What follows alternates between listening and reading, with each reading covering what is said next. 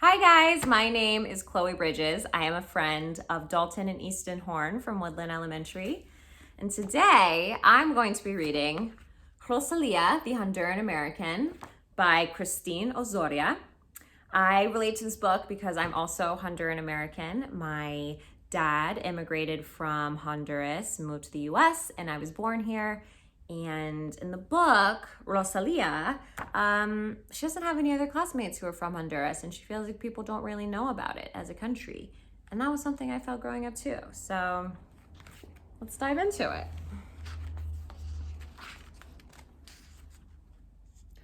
Rosalia, the Honduran-American by Christine Osoria. We are all different. Our lives are collages. Be proud of where you come from. Embrace your culture. Rosalia is a young, vibrant girl, very talkative, speaks 2 languages, English and Spanish, and is Honduran-American. She enjoys dancing and playing with her family and friends. Her parents were born in Honduras, a Central American country. Honduras has beautiful blue oceans, tall palm trees with various delicious fruits like mangosteen, and sunny, warm weather year-round. Her parents love Honduras, but they were told about a beautiful city called New York and the wonderful life they could have in America. One day, after much thought, they decided to pack their bags and move to New York, 2,000 miles away from Honduras. Rosalia's parents loved everything about New York City. They especially loved its tall buildings, such as the Empire State Building and the Twin Towers. They enjoyed taking walks around Central Park, the Botanical Gardens, and the Bronx Zoo. During Christmas, they visited Rockefeller Center to see the beautiful, sparkly Christmas tree and watching ballerinas plie in the ice skating rink. New York became their forever home. As the years went by, the family grew. Rosalia became the firstborn, and then came her brother and sister. At home, everyone spoke English and Spanish. Abuelita Maria, who did not speak English, began learning a few words from Rosalia. Rosalia would laugh when Abuelita Maria would pronounce words incorrectly, like pencils instead of pencils. Rosalia attended the neighborhood's elementary school, Claflin Terrace Elementary School. Most of its students were either Hispanic or African American. Rosalia loved her school's diversity and having friends that are from different cultural backgrounds. She felt like she belonged. During recess, she loved playing hopscotch and double Dutch rope. Mrs. Rodriguez, Rosalia's 3rd grade teacher, gives lots of homework and class projects. One day, she assigned a cultural project. This project had to be presented in front of classmates and parents. Rosalia does not enjoy speaking in front of the class. She's very shy and gets nervous when people look at her while she speaks. She feels she will stumble with her words and others will make fun of her. Mrs. Rodriguez asked every student the name of the country they will represent. As Mrs. Rodriguez gets closer to Rosalia's desk, she immediately answers, Honduras.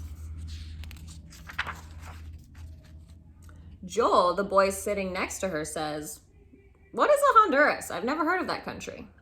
My family is from Honduras, Rosalia says, as everyone is looking at her. Liz says, I thought you were Dominican. And I thought you were Mexican like me, says Rodrigo. Do you speak Spanish, Rosalia?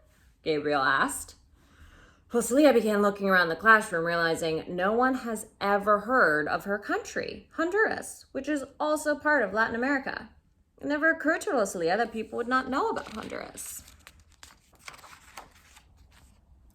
As she sat in class listening to everyone yell, Mexico, Spain, Puerto Rico, Dominican Republic, Peru, Argentina, Panama, Guatemala, she began wondering, why is it that everyone knew about all these other Latin countries, but not of Honduras?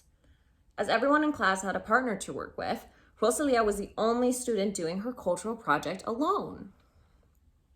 She watched friends collaborate with one another to work on their project as a team. She listened to her friends talk to each other about the foods they eat and the music they listen to. She was the only Honduran girl in class and felt no one could relate to her because she was different.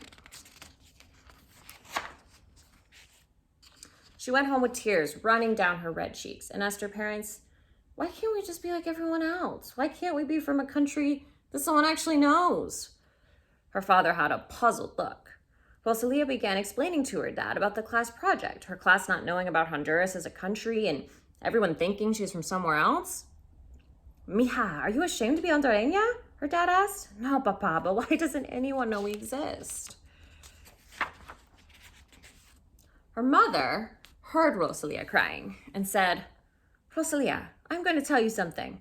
There are many countries in this world that we do not know of. Just because people do not know that Honduras is an actual country and that it exists does not mean that you should feel embarrassed or even ashamed of your cultural background. Your father and I will always be Honduran, and we will not change who we are because people do not know of us. Rosalia replied, Mom, everyone in class was confused when I said Honduras. I am the only Honduran in my class, and I do not have a partner for my class project. All my friends and classmates get to share and have discussions about their culture with their partner, and I don't.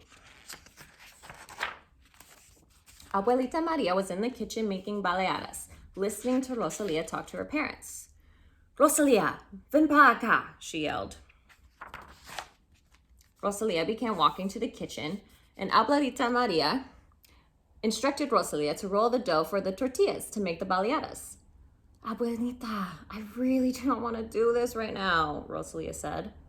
I heard you speaking to your parents about what happened in la escuela today, so I figured we can make your favorite meal, baleadas, because I know you love them. Yes, Abuela, I do, Rosalia answered.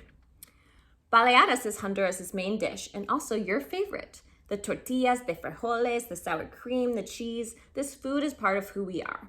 It is what makes us different from the rest of the world. Rosalia, you will always have a piece of Honduras within you. You are meant to be different than everyone else. You are meant to be Hondureña.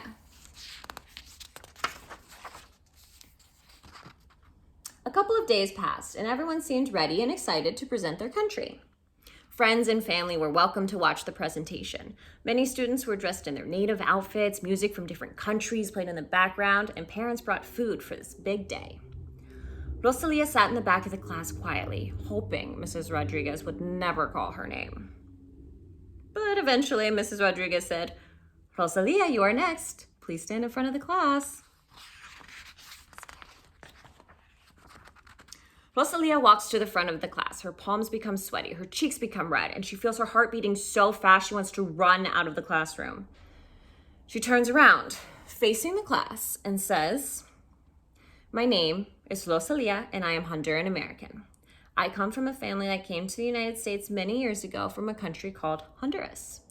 Honduras is located in Central America. September 15th is our Independence Day. Our native language is Spanish, but many also speak Garifuna. Our flag has two colors, cerulean blue and white, with 5 stars in the middle. Each star represents the 5 nations of Central America, such as El Salvador, Costa Rica, Nicaragua, Guatemala, and Honduras. Our main dish is baleadas, which I love making with my grandma. Our traditional dance is punta. Punta is a dance circle while we each clap, move our hips, twirl around with each other. We love soccer. We enjoy attending soccer games and cheering for Honduras. I enjoy watching Honduras play against the U.S. team. It is an opportunity for me to represent both countries that I love so much. Being Honduran and representing my culture today has taught me it is okay to be different than everyone else. A few days ago, many of my friends never heard of Honduras. And today, I had an opportunity to share with you a bit of who I am. I am proud to be Honduran-American. I'm proud to represent my country with all of you. Once she was done, Rosalia looked over to her parents who were cheering for her. Her family started serving baleadas to her classmates and families for them to have a taste of Honduras as they played punta music.